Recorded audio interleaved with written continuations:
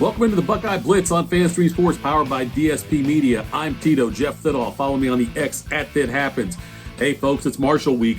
A big new kickoff coming for Columbus this weekend. Kind of a surprise, not that great of a game. Ohio State's favored by almost 40 points in this one against the Thundering Herd. But both teams coming off a bye week, and this should be Ohio State's biggest test to date, I guess.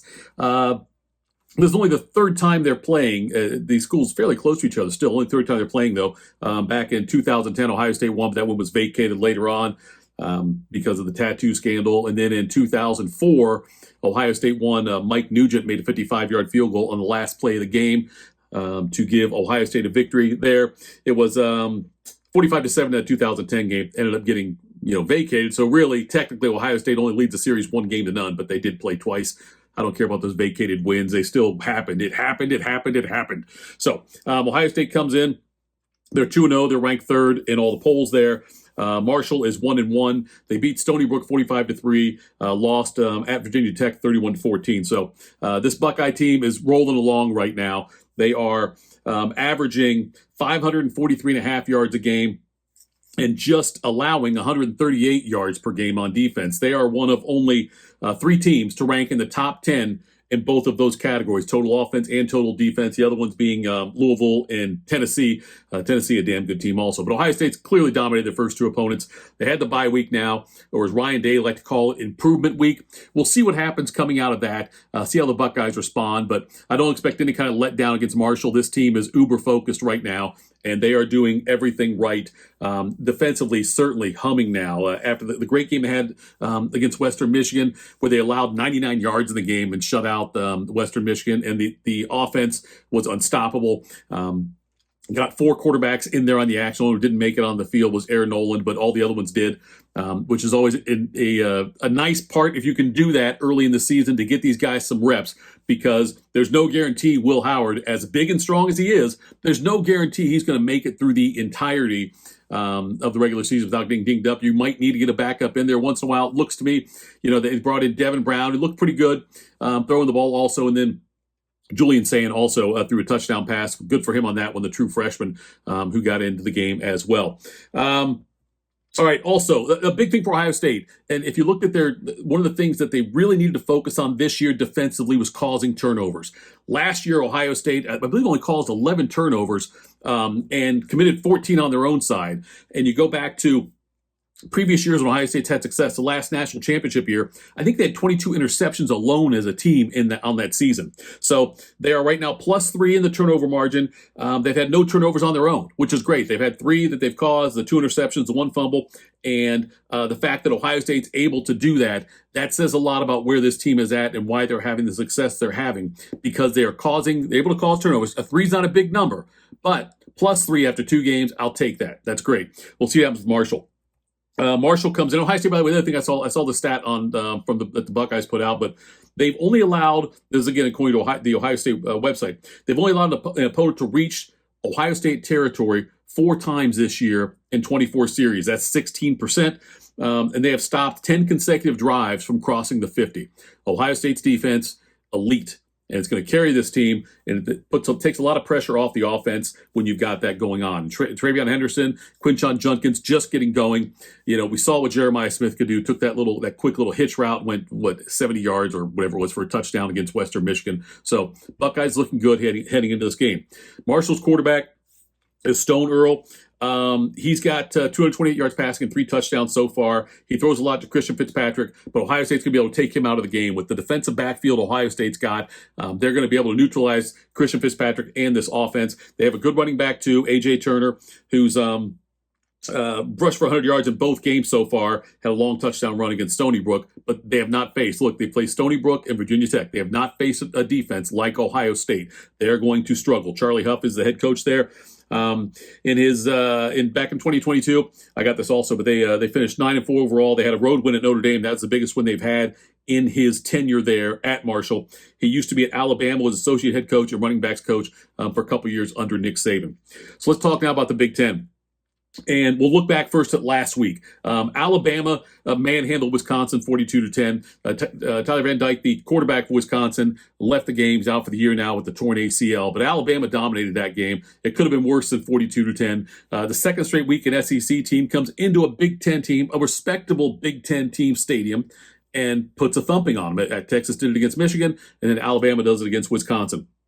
So a little bit concerned about Wisconsin. Where they're at. I would like to see a more impressive showing by them. I think they were a 16.5-point underdog coming into that game. I did expect Alabama to cover. I did not expect Alabama to win 42-10. Oregon beat Oregon State 49-14. We finally saw the Oregon offense we've been wondering about, where it's going to show up. Dylan Gabriel and the offense, Gabriel's put up good numbers. Preseason, one of the preseason favorites for the Heisman. He's put up good numbers in the first two games he did, but they just didn't score. The offensive line was atrocious. Well, against Oregon State, the offensive line did a much better job. Oregon rolled to a 49-14 win. They might be the second best team in the Big Ten. Might. There's another team we're going to talk about in a few minutes that might actually be better. Michigan finally got a win. They beat Arkansas State 28-18, another game that should have been a bigger blowout than it was, a bigger game than it was. Michigan still struggle city. Offense still looks bad, very disjointed. Notre Dame defeated Purdue 66-7. Notre Dame, after that loss to Northern Illinois the previous week, took it out on Purdue. I think they're at 49-0 at the half. Notre Dame, though, still, I don't believe, has thrown a touchdown pass yet this year. They won 66-7 against a very, very bad Purdue team in West Lafayette. What else? Got Nebraska. Dylan Raiola threw for 247 yards. And Nebraska looks really good. They got their win against Northern Iowa 34-3. Nebraska's a dangerous team. They play at Ohio State this year. They come here to the Horseshoe. I believe it's homecoming, which is always disrespectful to start if you're scheduled as the team's homecoming game, because that means right there they're pretty sure they're going to knock you off. They want to schedule cupcakes usually for a homecoming. Nebraska's not a cupcake. They're a decent team this year. Defense looks a lot better, and Dylan Raiola is throwing the ball, slinging around quite a bit for the Cornhuskers. Illinois beat Central Michigan 30-9. Brett Bielema has that team. But Brett Bielema, there's three coaches. I'll put Bielema, and I will put Greg Schiano, and I'll put Bill O'Brien in a category where they can win at a certain school better than other people have been able to in the past. I think Bielema's the right guy for Illinois, knows how to coach in the Big Ten. I think that at Rutgers, Greg Schiano's the only coach who's ever won at Rutgers on a consistent basis. He's got them rolling along too. And then Bill O'Brien at Boston College, who was the offensive coordinator for a hot second at Ohio State before taking the head coaching job at Boston College after former Buckeye coach Jeff Hafley left for the Green Bay Packers. Bill O'Brien's doing a fine job there at Boston College despite their loss this past week. Michigan State beat Prairie View A&M 40-0. Michigan State surprising with their start so far. And it's a team that Ohio State, they're going to open up their Big Ten slate next week. The Buckeyes are in week 5. It will be, I guess, at that point when they play in East Lansing. It's going to be a night game. It's on Peacock, streaming only if you're a Buckeye fan. But that game is going to be a 7 o'clock kick for week 5 for Ohio State's Big Ten opener. Minnesota beat Nevada. Final score in that one was 27-0. Can't get a read on the Minnesota team. Not really sure. They should have won that first game they had against North Carolina. Lost on that one. Surprised, but I thought they were going to win that game at home.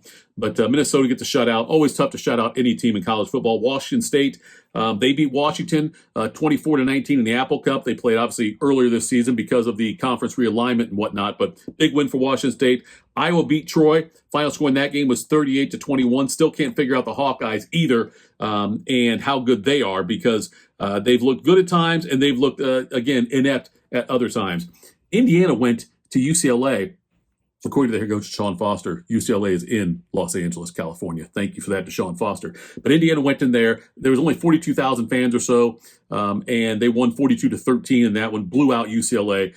Indiana's last two games, they won 77-3 and now 42-13. Granted, 77-3 against a majorly inferior opponent, but nonetheless, going on the road to UCLA, going all the way out west, winning 42-13, that's impressive. Northwestern defeated Eastern Illinois 31-7. Maryland came back and beat Virginia 27-13 there. Maryland was behind early in that game and then comes back and get the win. So let's look now at the schedule for this week in the Big Ten. And I mentioned one of the schools that I thought might be the second best team in the Big Ten, and they play at Michigan this week. Michigan is they're a 5.5-point underdog at home. Second time in 3 games that Michigan's been an underdog at home after the thing with Texas when they were, I think, a 6.5-point underdog there.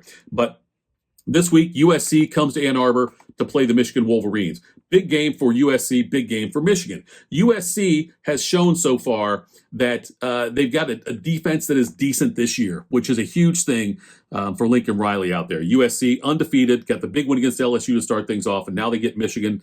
I think it's going to be another double-digit win for a team at the Big House. I think Michigan's going to lose this game. USC's defense is for real. Michigan's offense is not. So I think USC is going to win this game, and Michigan's going to suffer another loss on the home turf by double digits. I'm not sure. Had to be sometimes since that happened for Michigan. We'll go back to Friday night, though. Friday night, 24th ranked Illinois against at number 22 Nebraska. Two schools both trying to find, we're going to see which one's for real. And I think Nebraska wins this game. It's a tough place to play for Illinois. Nebraska fans are clamoring to get back to where they used to be. Hell, I want Nebraska to get back to where they used to be. I've said all along, I've been, out of all the schools in the Big Ten for the last 20 years, outside of Michigan, the one I've been most pissed off at is Nebraska. Nebraska came in with the Tom Osborne era behind them, but still, they were this an elite program for decades in college football. Elite. Made some bad coaching hires, didn't compete well in the Big Ten. They've been a laughingstock for a long time. I hope they turn it around. I don't want to win the Big Ten, don't get me wrong, but I want Nebraska to be relevant and to finally show up in the Big Ten and prove something. Prove that they can get at least close to where they used to be there. So that's on Friday night, 8 o'clock on Fox. I'm fine with football on Friday night. I know people want to say, oh, high school football belongs on Friday night, not college. I don't want to hear that. You've got options. Nothing's wrong with options. Marshall, Ohio State play at noon. We talked about that one, the big noon game already there. Charlotte's at Indiana. The Hoosiers should roll that game. Villanova at Maryland. A cupcake for Maryland. Gets them back going again after they fell behind against Virginia. Came back to win that one. Maryland, though, gets that one. Kent State at Penn State. Kent State coming off a huge loss last week to Tennessee. It was 70-something to nothing. And Penn State's going to try to do some of the same. They got to get that offense going again. After looking so good against West Virginia, they struggled mightily against Bowling Green, obviously, and they need to do that. Penn State favored by 48.5 in that game. So Nittany Lions should get right there. USC at Michigan, mentioned that one. There's a 3:30 kick. Other games in the Big Ten. Sorry, we'll get the other games here in the Big Ten, but let me get this for you here. My screen just changed up on me, but here we go. We've also got UCLA's at LSU.